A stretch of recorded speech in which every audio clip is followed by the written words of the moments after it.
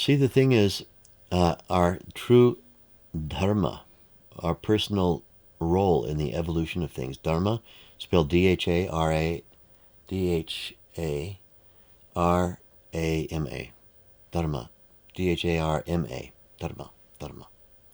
Dharma means your personal role in the evolution of things. Everything's evolving.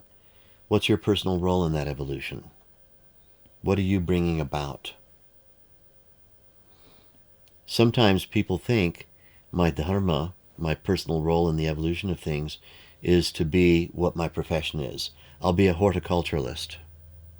I can't stand plants, and I hate being poked by rose thorns, but it pays well, and I'll just be a horticulturalist because, what else is there to do? I'd really rather be an archer in an ancient Indian army, but, I guess I'll be a horticulturalist. There was an opening at the horticulture school, so I took it, and sounds a little bit more interesting when you talk about it at a party than being a computer programmer. So I'm a horticulturalist. That's my personal role in the evolution of things. Well, is it or is it not? It's in fact rare for our profession, which gifts us with the funding we need to live our life. It's rare for our profession to be the actual thing that is also our dharma.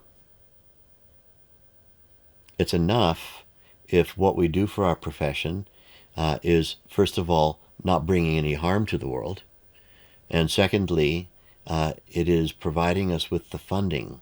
It's a funding mechanism to fund what it is we're actually doing to fulfill our dharma.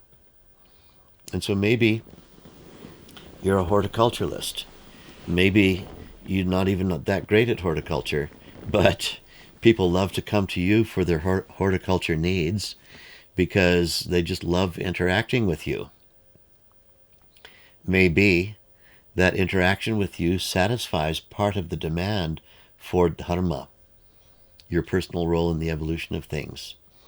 But at the very least, your paycheck that you get every week or every month is supporting the function that you need to have in order to liberate you to do your dharma, which you might do in other areas besides horticulture. And so let's not put the pressure of dharma on our profession. Our profession need not be our dharma. Our profession, at the very least, has to be a decent funding mechanism, and which can fund what it is we're actually doing to satisfy the criterion of meeting my personal role in the evolution of everything. Your personal role in the evolution of all things starts with you identifying yourself properly. You can't introduce yourself to the world if you don't know yourself. I'd like to introduce myself to you. My name is Sally from Nebraska. But that's not actually who you are. And they might say to you, Sally, what school did you go to? Oh, yeah, Hastings High School in Hastings, Nebraska. Oh, and where did you go after that? I went to the University of Nebraska. And what did you do at the university? I did horticulture, says Sally. And what we've just done is we've misled everybody, because they can sense that lying behind those eyes is a whole world of experience that has not been described at all or defined at all by any of the answers we just gave. Born in 1989 in Hastings, Nebraska, went to high school there, went to university in the nearby town, and graduated in horticulture, does not explain or describe what it is people are sensing in you. They're sensing something deeper. Have you experienced what that deeper thing is that other people are feeling when you're around them? If not, you have some effortless work to do. And the effortless work is practicing Vedic meditation twice a day.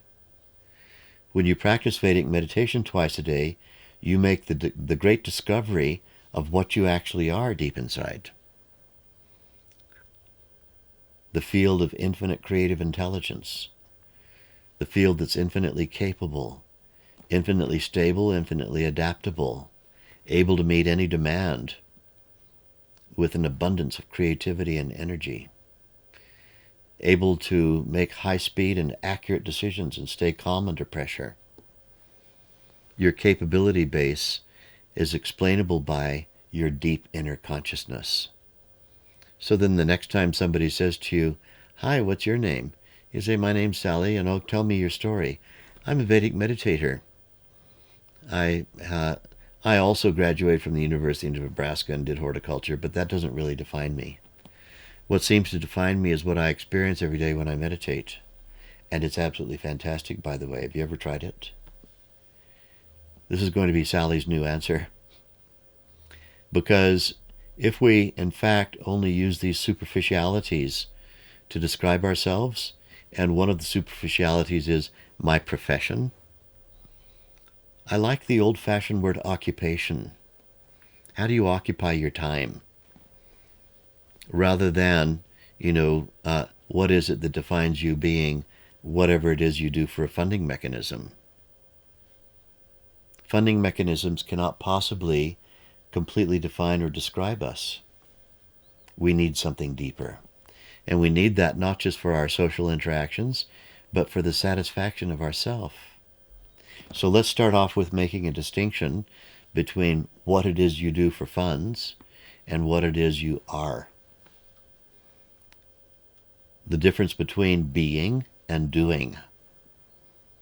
This is a very important distinction to make. Not what do you do, what be you? What are you?